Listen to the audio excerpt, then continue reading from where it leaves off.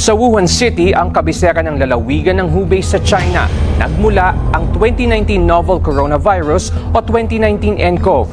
Sa isang fish market, hinihinalang unang kumalat ang sakit. Pero hindi lang seafood ang tinitinda rito, kundi maging mga mababangis na hayop. Ito ang pinaniniwala ang pinagmulan ng sakit na nailipat sa tao ayon na rin sa World Health Organization. Unang naiulat na may dumaraming kaso ng malapulmunyang sakit sa Wuhan, China noong huling araw ng 2019 at mabilis na kumalat sa iba pang mga syudad, kabilang ang Beijing, Shanghai, Guangdong at iba pa. Today, DOH is confirming that a 38-year-old female Chinese patient under investigation, or PUI, is positive for the novel coronavirus 2019 nCoV. Coronaviruses are a group of related viruses that cause diseases in mammals and in birds. In humans, coronaviruses cause respiratory tract infections that can range from mild to lethal. The survival time depends on a number of factors, including the type of surface, temperature, relative humidity, and specific strain of the virus. The first COVID-19 pandemic case was discovered on December 31, 2019 when the World Health Organization or WHO received reports of cases of pneumonia of unclear cause in Wuhan City, China. On January 7, 2020, Chinese authorities identified a novel coronavirus as the cause, which was temporarily named 2019-nCoV. A person under observation has tested positive for the novel coronavirus. This is the first case in the country. The patient is currently admitted at a government hospital in Manila. The first suspected case in the Philippines was investigated on January 22, 2020, and as of March 1, there were 633 suspected cases. 183 of them were in the National Capital Region of Manila, with many of them being admitted to San Lazaro Hospital or SLH, the country's main infectious disease referral hospital. The first two confirmed COVID-19 cases in the Philippines, including the first death outside of China, are described in terms of epidemiological and clinical characteristics. And because of the drastic increase of the COVID-19 cases in the Philippines, President Duterte finally gave his statement regarding the surge of the pandemic. Sa inaabangang pagsasalita ni Pangulong Duterte kagabi kaugnay ng COVID-19 dito sa Pilipinas, inilatag niya ang ilang detalye sa ipinag-utos niyang pagsasailalim sa Metro Manila sa isang tinatawag na community quarantine. Ipatutupad na simula yan sa linggo po. Philippines has become the first country to close its financial markets in response to the COVID-19 pandemic. And because of the worsened situation in the Philippines, the government did not miss their chance to remind the citizens about the community protocols and guidelines to avoid the further spread of the virus. What can we do to slow the spread of COVID-19 in our daily lives? WHO gave us 7 do-it-all to protect yourself and others from getting COVID-19. The community health procedures that we must follow to prevent having a COVID-19 virus and to decrease the rate of COVID-19 patients. 1. Getting vaccinated as soon as it's your turn. 2. Keep a distance of at least 1 meter from others. 3. Open window when possible. 4. Wear a mask. 5. Clean hands. 6. Cover coughs and sneezes. And last, stay at home when sick. Always wear a face mask. Avoid wearing it 2 times. Wear a mask with the best fit, protection, and comfort for us. Masks reduce the amount of virus we exhale and inhale. Masks were combined with vaccines and boosters provide 1-2 punch that reduce the risk of spread. Masks protected the wearer as well even if they are fully vaccinated. Do proper hand washing with the use of soap and water. Wash your hands often with soap and water for at least 20 seconds, especially after you have been in public place or after blowing your nose, coughing, or sneezing. Or use alcohol all the time. 3. Avoid close contact with people, especially in public places. Keep a distance of at least 1 meter from each other. 4. Get vaccinated. And lastly, stay at home if possible. Just stay at home when there is nothing important to do outside. If you experience any symptoms, seek medical attention to be able to protect yourself and to prevent the spread of the virus. And in order to know more about the situation of the COVID-19 virus here in the Philippines, we have interviewed a registered nurse that is assigned in the COVID ward. So, good day. I'm Michelle Eliza de Peralta, ER nurse in Tansa Family General Hospital and as well as COVID nurse po na naka-assign sa aming COVID ward. So, as of now kasi, for past 1 month, napansin kasi namin nung nagbakasyon, December yon, holiday. So, nung mga badang holiday nun, mababa naman yung rate ng ating COVID patients. Pero, after holiday, doon na nag-start nag-boom ulit. Pero medyo nababahala kasi kami ngayon, gawa puro mga pediatrics ang aming mga COVID patients. So, as of now, ang pinaka-bata na nahawakan namin na COVID patient is 1 month old. As of now, mas madami ang pediatrics sa amin ngayon na COVID patient kaysa sa mga adult. Tapos, puno pa rin yung isolation facility namin until now. Mas lamang lang talaga yung mga COVID patient na pediatric. Since the pandemic started, people all around the world are hoping to find a way to stop this ongoing phenomenon. Hence, a lot of professionals and companies spend their time on making vaccines. After several months, a lot of them succeeded in producing vaccines with a high efficacy rate. But the question is, which vaccines are available here in the Philippines? The most common COVID-19 vaccines in the Philippines are the Pfizer or the BioNTech Comirnaty vaccine that was distributed on 31st of December 2020, and that's efficacy rate of 95%.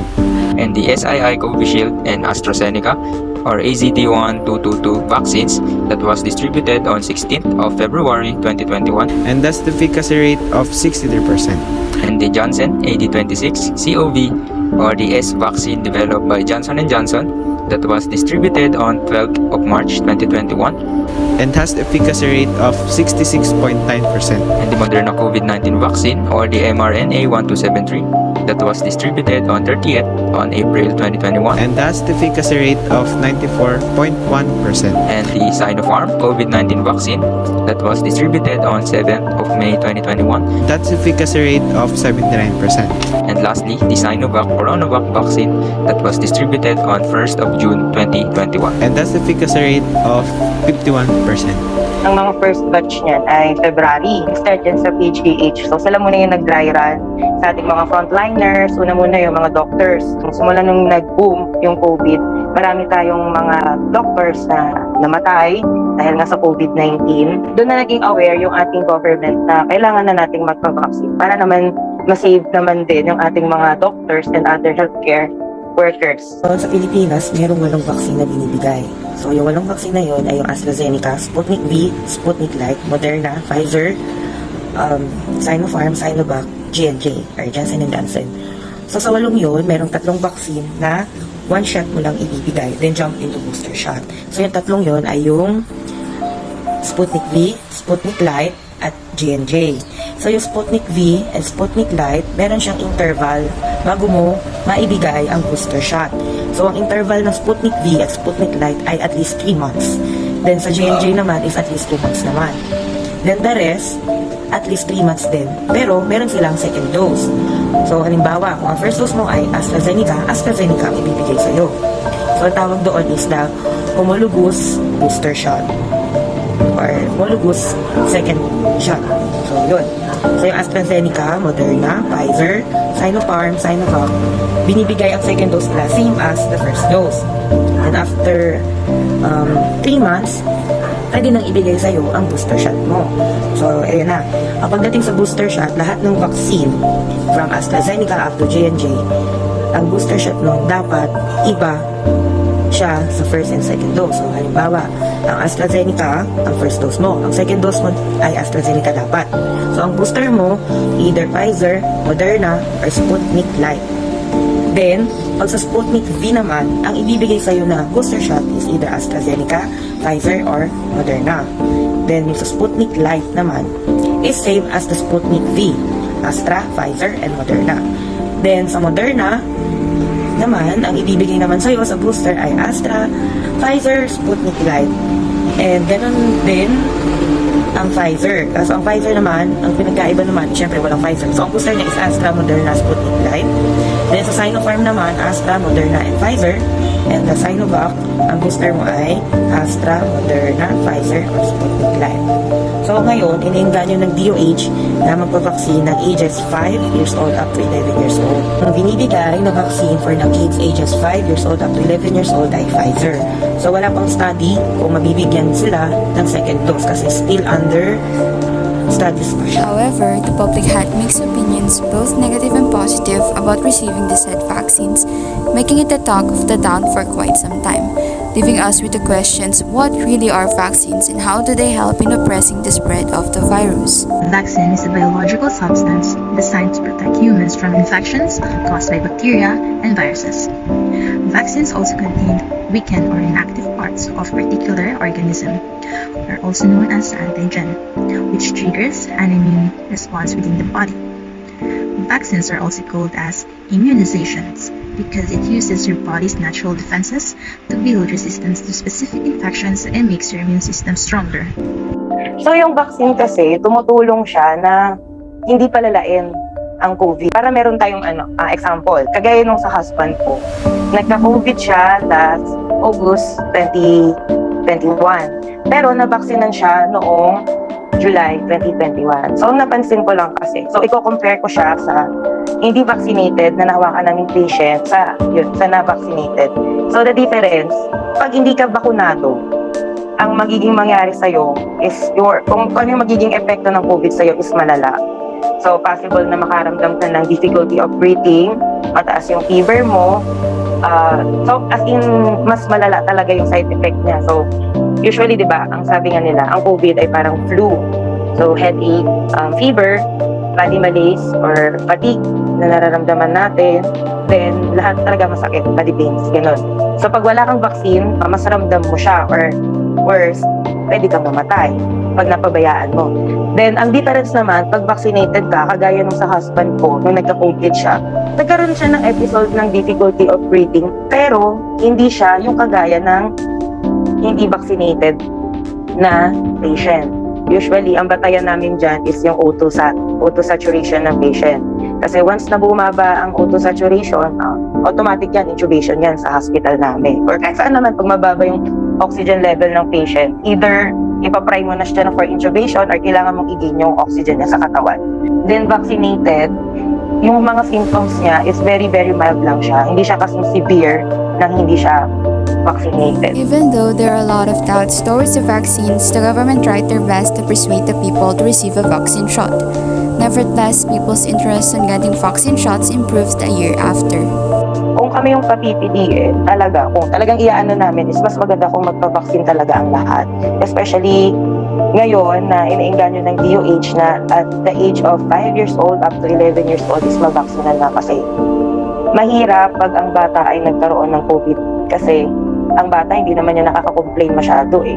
Tsaka minsan ang mga symptoms, akala mo minsan dengue lang siya, pero nagiging COVID siya kasi magkakaparehas lang sila ng symptoms.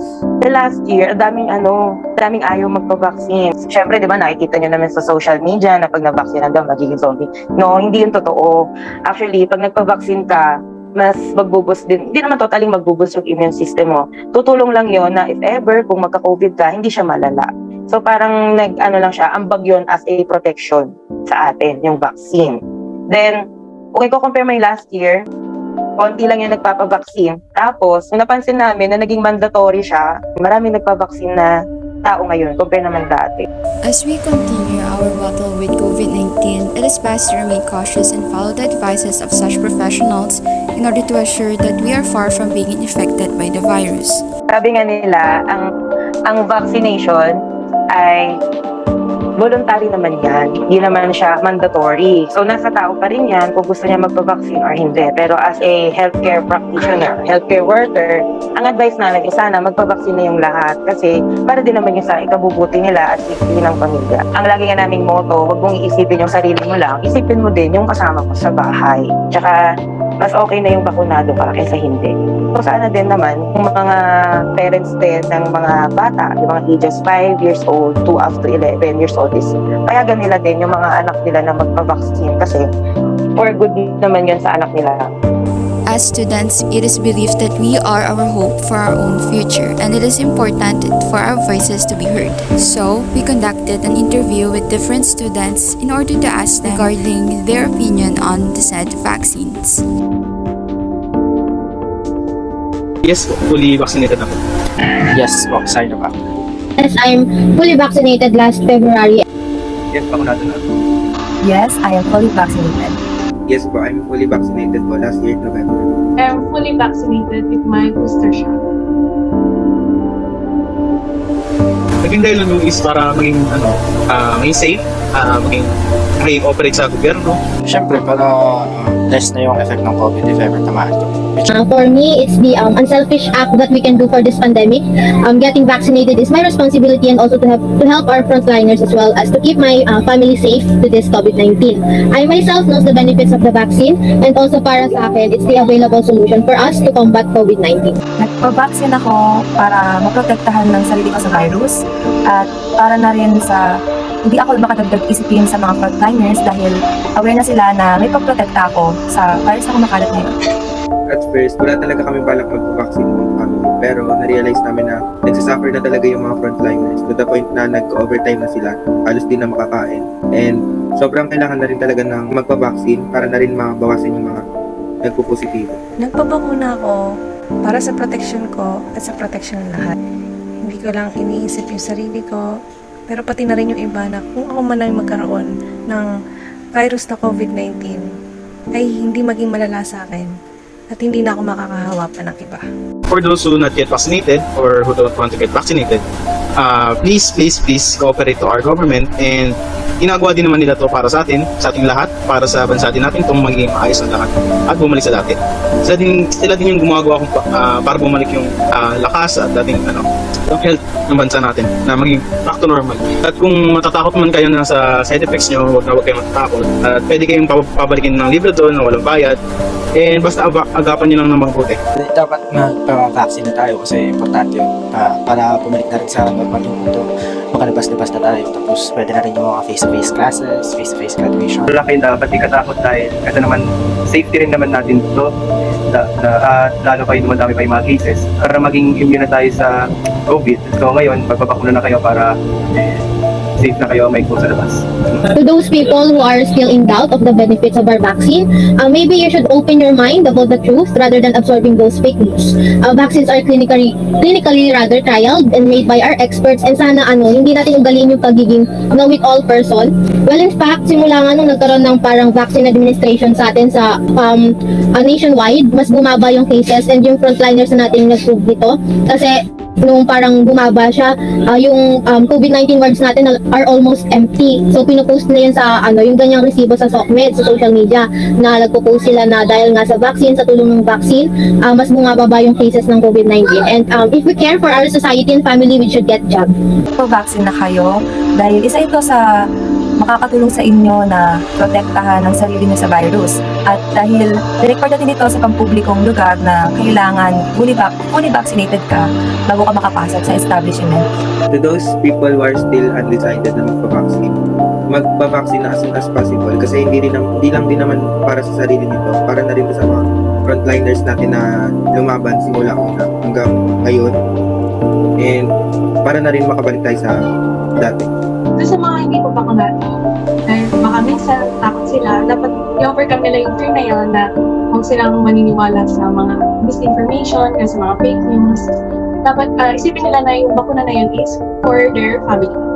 Siyempre, hindi yung mandatory ang pagpapabakuna, pero dapat isipin din nila na yung pagpapabakuna na yun ay para sa sarili nila, para nga hindi maging severe pag na-diagnose sila ng COVID-19. Para rin yan sa sarili nila at para nga sa mga taong nakapaligid sa kanila.